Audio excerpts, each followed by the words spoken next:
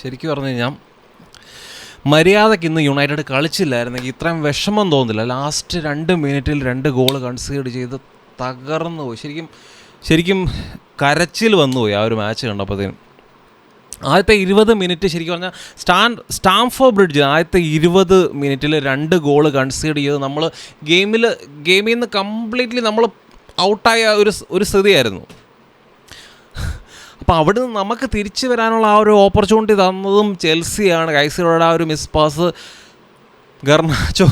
Garnacho ആ ഒരു ബോളുമായിട്ട് പോയിട്ട് ഗോളൊക്കെ സ്കോർ ചെയ്ത് നമ്മൾ ഗെയിമിലോട്ട് തിരിച്ചു വന്നു. അപ്പോൾ ആ ഒരു ഗോള് കഴിഞ്ഞപ്പം മുതൽ ഗെയിമിലെ ബെറ്റർ ടീം ശരിക്കും പറഞ്ഞാൽ യുണൈറ്റഡ് ആയിരുന്നു. ഫസ്റ്റ് ഹാഫിൽ ആ ഒരു ഡിഫെൻസീവ് മിസ്റ്റേക്ക്, നമ്മുടെ ഡിഫെൻസീവ് മിസ്റ്റേക്ക് വഴിയാണ് ശരിക്കും പറഞ്ഞാൽ ചെൽസി ഗെയിമിൽ അവരുടെ ഡോമിനേഷൻ കൊണ്ടുവന്നത്. അപ്പം ആ ഒരു ഡിഫെൻസീവ് മിസ്റ്റേക്കുകൾ തുടർന്നും ആ ഒരു മാച്ചിൽ ആ ഒരു ഫസ്റ്റ് ഹാഫിൽ ഉണ്ടായിരുന്നു നമുക്ക്. എസ്പെഷ്യലി നമ്മുടെ ഡിഫെൻസീവ് മിസ്റ്റേക്ക് എന്തായിരുന്നു?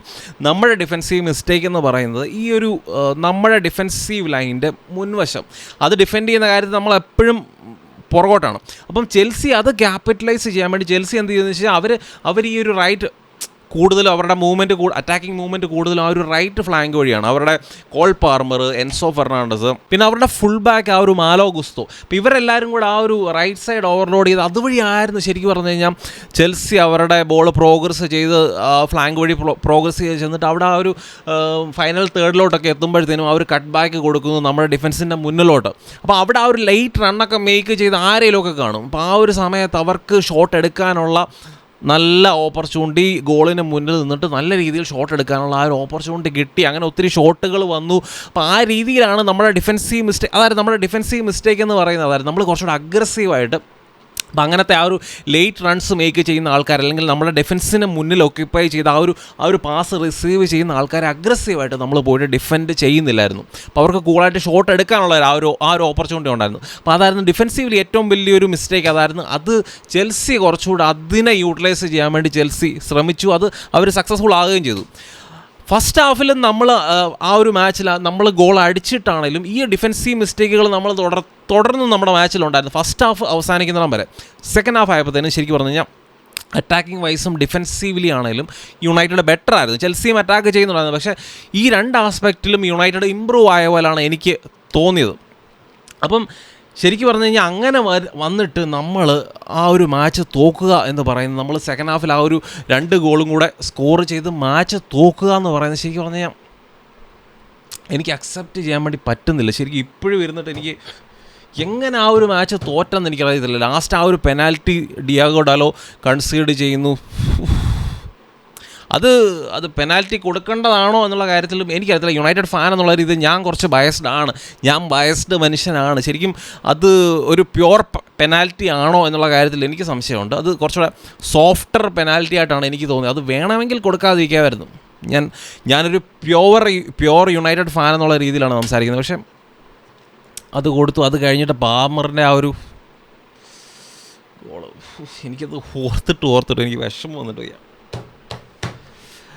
ചെൽസി എന്ന് പറയുന്ന ടീം ശരിക്കും പറഞ്ഞു കഴിഞ്ഞാൽ 2 ടീമും തമ്മിൽ വലിയ വ്യത്യാസമൊന്നുമില്ല. 2 ടീമും കുറച്ച് എന്താ പറയുന്നത് പാടുകളുടെ ടീമാണെന്ന് പറഞ്ഞാലും യുണൈറ്റഡ് ഇന്നത്തെ മാച്ചിൽ നല്ല ഫൈറ്റ് കാണിച്ചിട്ടുണ്ട്. ആ ഒരു നമുക്ക് തിരിച്ചു വരാനുള്ള ഓപ്പർച്യൂണിറ്റി അവർ തന്നു. ആ ഒരു ഓപ്പർച്യൂണിറ്റി നമ്മൾ നല്ല രീതിയിൽ മുതലെടുത്ത് നമ്മൾ അറ്റാക്ക് ചെയ്ത് അല്ലെങ്കിൽ ഗെയിമിനെ കുറച്ചുകൂടെ ഡോമിനേറ്റ് ചെയ്യാൻ വേണ്ടി നമ്മൾ ശ്രമിച്ചിട്ടുണ്ട് ശരിക്കും പറഞ്ഞാൽ ആ ഒരു മാച്ചിൽ. അപ്പം ഈ ഒരു മാച്ചിൽ യുണൈറ്റഡിൻ്റെ പ്ലെയേഴ്സിൽ എനിക്ക് ഏറ്റവും എടുത്ത് പറയേണ്ട ഒരു പ്ലെയറായിട്ട് തോന്നിയിട്ടുള്ളത് ആൻ്റണിയാണ്. ആൻ്റണി ഈ ഒരു സീസണിൽ എനിക്ക് തോന്നുന്നില്ല ഇതിലും ബെറ്റർ ഒരു പെർഫോമൻസ് യുണൈറ്റഡിന് വേണ്ടി കാഴ്ചവെച്ചിട്ടില്ല ആൻ്റണി. അപ്പോൾ ആൻ്റണി ബോളുമായിട്ട് പ്രോഗ്രസ് ചെയ്യുന്നു, ചാൻസസ് ക്രിയേറ്റ് ചെയ്യുന്നു. യുണൈറ്റഡിൻ്റെ 3ാമത്തെ ഗോൾ ഗർണാച്ചോ അടിച്ച ആ ഒരു 3ാമത്തെ ഗോൾ ആൻ്റണി ക്രിയേറ്റ് ചെയ്ത ഗോളാണ്. ആൻ്റണിയുടെ ആ ഒരു റൈറ്റ് ഫ്ലാങ്കിൽ നിന്ന് ആൻ്റണി കൊടുത്ത ആ ഒരു കേർവിങ് ബോളുണ്ട്, ഇങ്ങനെ കേർവ് ചെയ്ത് നേരെ ഗർണാച്ചോയിലേക്ക്.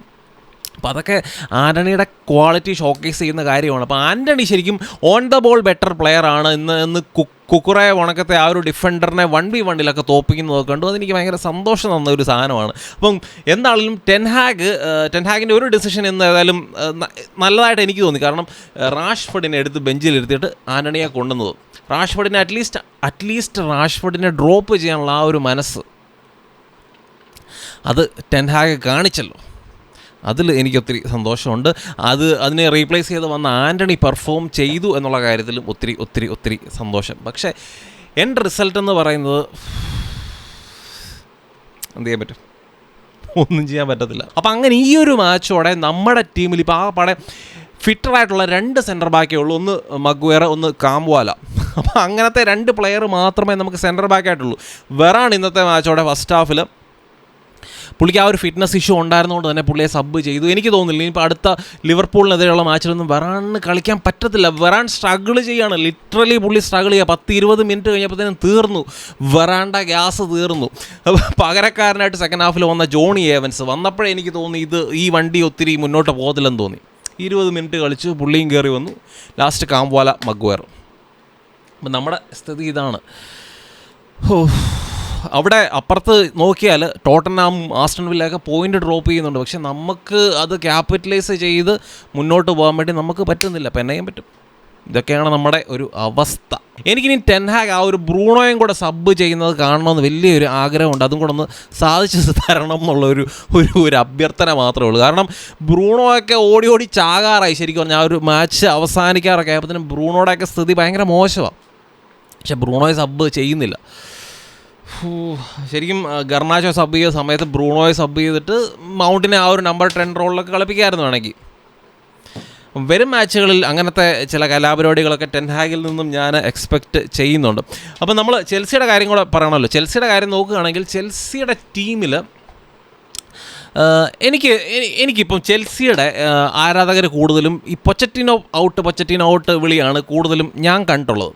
അപ്പം പൊച്ചറ്റീനോ ഔട്ടിനേക്കാളും നിങ്ങളുടെ ടീമിനെ ഒന്ന് നോക്കുക. ആ ഒരു ടീമിൽ എനിക്ക് തോന്നുന്നു ആ പഴയ ഒരു ടോപ്പ് 4 ടീമിൽ കളിക്കാൻ പറ്റുന്ന, അല്ലെങ്കിൽ ടോപ്പ് 4 കളിക്കാൻ പറ്റുന്ന പ്ലെയേഴ്സ് എന്ന് പറയുന്ന ഒന്ന് എൻസോ ഫെർണാണ്ടസ്, ഒന്ന് കോൾ പാർമർ. ഇതല്ലാതെ എനിക്കൊരു പ്ലെയറിനെ കാണുന്നില്ല അവിടെ, ഒരു അത്രയും ക്വാളിറ്റിയുള്ള പ്ലെയറിനെ കാണുന്നില്ല. നിങ്ങളുടെ സൈഡിൽ അതിനുള്ള ക്വാളിറ്റിയില്ല. റിക്രൂട്ട്മെൻ്റ് ആണ് പ്രശ്നം, പൊച്ചറ്റീനോ അല്ല പ്രശ്നം. ഇവിടെ ആര് വന്നെന്ന് പറഞ്ഞാലും വേറെ ഏത് മാനേജർ വന്നാലും നിങ്ങളുടെ റിക്രൂട്ട്മെൻറ്റ് പരിപാടികളൊന്നും സെറ്റായില്ലെങ്കിൽ എനിക്ക് തോന്നുന്നില്ല ചെൽസി മുന്നോട്ട് സക്സസ് ആകും എന്നെനിക്ക് തോന്നുന്നില്ല. റിക്രൂട്ട്മെൻറ്റിൽ ഒരു നല്ല മാറ്റം വരുത്തണം എന്നാണ് എൻ്റെ ഒരു അഭിപ്രായം. ഈ ഒരു കോച്ചിനെ മാറ്റുന്നതിലും അതാണ് വേണ്ടത്. അപ്പം എനിക്കാണെങ്കിലും ഈ കോൾ പാർമർ ആയിരുന്നു ഇവരുടെ ഏറ്റവും വലിയൊരു ത്രെട്ട്. അവനെ എങ്ങനെ പൂട്ടാൻ വേണ്ടി ഒരുത്തൻ അവൻ്റെ കൂട്ടത്തിലങ്ങ് നിൽക്കണമായിരുന്നായിരുന്നു എൻ്റെ ഒരു അഭിപ്രായം. എൻ്റെ മാൻമാർക്ക് ചെയ്ത് വാൻബിസാക്ക വല്ലതും കൂട്ടത്തിലങ്ങ് നിർത്തണമായിരുന്നു. ഏതായാലും ഈ സീസൺ ഇങ്ങനെയൊക്കെ അങ്ങ് ദുരന്തങ്ങളാണ്. എനിക്ക് തോന്നുന്നത് ലിവർപൂൾ ആരാധകർ ഓൾഡ് ട്രാഫോർഡിൽ അനുഭവിച്ച ആ ഒരു വേദന അത് നമ്മൾ ഇന്ന് അനുഭവിച്ചു. അപ്പോൾ ഇത്രയൊക്കെ ഉള്ളൂ വീഡിയോയെ പറ്റി ഉള്ള നിങ്ങളുടെ അഭിപ്രായങ്ങളൊക്കെ. നിങ്ങൾ മാച്ച് കണ്ടവരൊക്കെ നിങ്ങൾ മാച്ചിനെ പറ്റിയുള്ള അഭിപ്രായങ്ങളൊക്കെ പറയുക.